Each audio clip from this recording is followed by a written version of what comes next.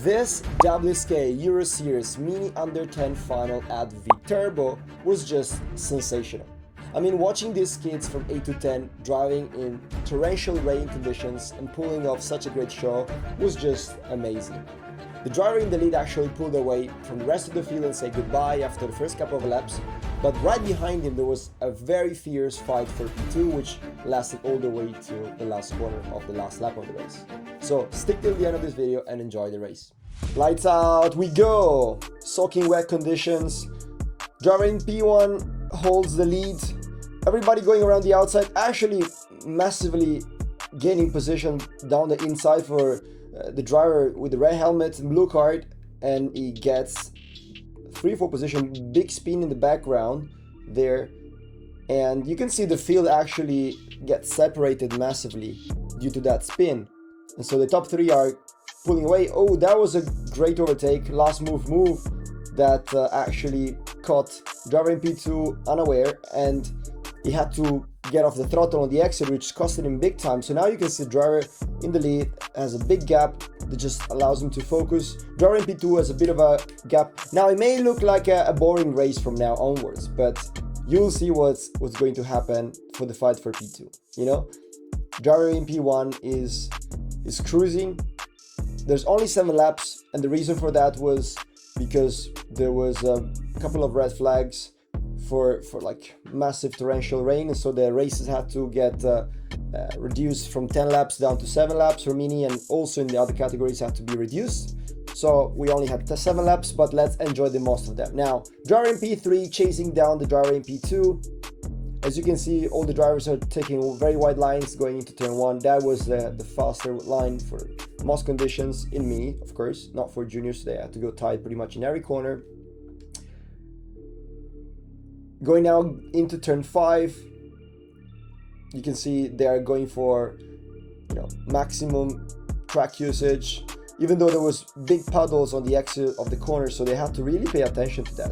Using up all the curve here on the left, and then setting up for this semi-long straight. I mean, Viterbo doesn't have really long straights, but this is the major one, so you had to really get a good exit out of that one. Head down, and then braking in the middle of the track, avoiding the rubber. Using up the steering and the body as the driver in P2 does very well. And now leading into the very famous Parabolica, which is, in my opinion, this is the absolute best corner in Italy, actually. It's just so fun to drive. And you can see drivers are just trying to find different lines. The driver in P3 experimenting with a tighter line, and then wider line into the last corner. Ooh, gets a bit too wide, a bit too excited out there. And that cost him a bit of lap time. The gap is 2.3 seconds between P1 and P2. As it stands, it's not that easy for them to catch up. Jumping over the curbs, as you can see, driver in P3. Right now in these conditions, you know, in the wet, the visibility was still pretty good, so it wasn't really obstaculating those drivers, you know, by being close to each other, as it may have been the case when it was really like pouring rain a couple of hours before. But of course, the only thing is that when you're in the wet, there's a lot of elastic effect going on, and if you're not overtaking right away, you may get actually losing the rhythm. You may actually lose a lot of lap time, and that's what happens. And you can see the driver in P3 right away goes for the move. He doesn't wait for it, and I think that was the right decision. Just a bit overshot it and lost out on the exit. Goes back for it. Oh, a bit of a nudge from the Tony kart. I don't know if that was penalized in the end, but I think that was a contact over there. And now, yeah, that's where the excitement starts. You know, lap 3 out of 7, going into lap 4. You can see the battle for P2 is on. That is a very good gift to the driver in the lead. I mean, it probably is not even aware of what's going on in the back. He's just focused looking in the front, but you can see they're overtaking each other in every single corner. And I mean, that was a great show. That was really nice to watch from the back. From outside, well, basically. But you know, every time a 60 mini kart goes for the move on the inside, they always lose a lot of lap time, like a lot of speed on the exit. So that's why, by the way, every time you go for a move in Mini, I mean, especially in the wet, overall you lose a lot of lap time, and so that's why the drivers in front of you are going to pull away. So that's why basically the driver in the lead was able to extend such a big gap. But you can see the drivers behind are all eager to get that P2 position. Nobody wants to settle for something less than that. Big fights here, yes, for P5, P6, yeah. Many switchbacks. You know, here in the banking there was a lot of creativity in terms of lines, because the corner was so wide open that you could actually create different lines and try different lines. And so it was very interesting to see what drivers were doing in all different conditions, because, you know, when the track was changing, you'd have to adapt a little bit, you know, based on where the grip level was in the wets. Here in turn 1-2 was always pretty much this kind of line, wide, and using up this curb for turn 3 and using up the curb for turn 4. And then, yeah, going to turn 5 again, driver in P3 goes for the move. Now he has the benefit of the inside, because then there's a left-hander. He gonna kind of squeeze the guy, but he doesn't perfectly do it. And of course, now the Tony car goes back for the switchback. Is he going to squeeze him? Is he going to manage to squeeze him? He does. No, actually, he didn't.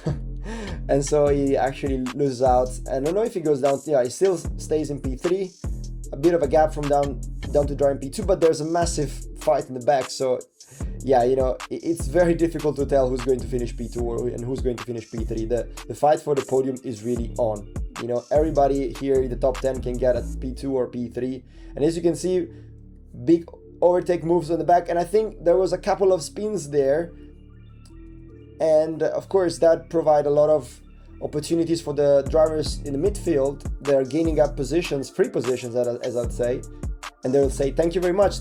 P2, P3 and P4 seem to pull away and break away from the rest of the group. Still massive fight into turn 1 between the P2 and P3. I mean, that was such a great race, guys.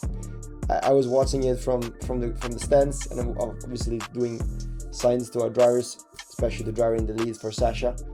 But that was such a great race. I mean,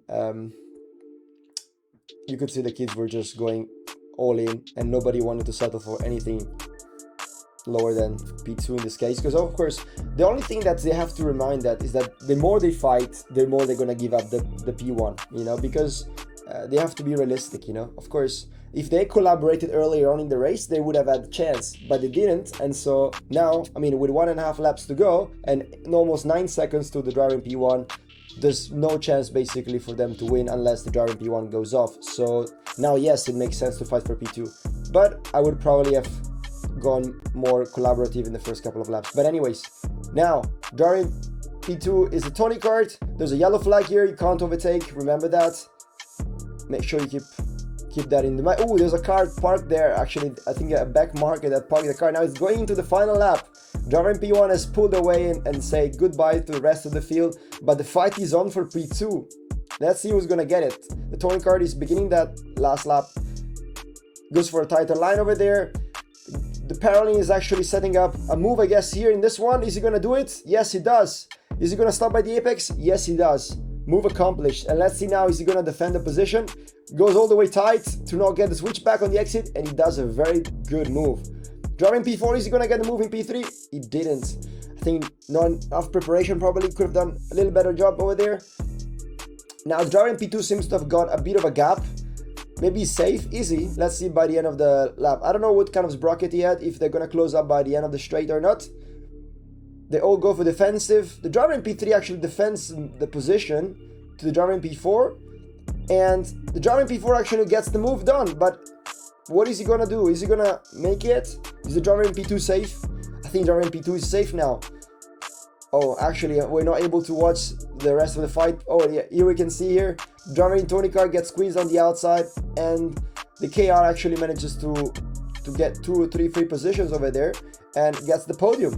That was a sensational fight and a great race to watch. Unfortunately, it was just 7 laps long, but what a race.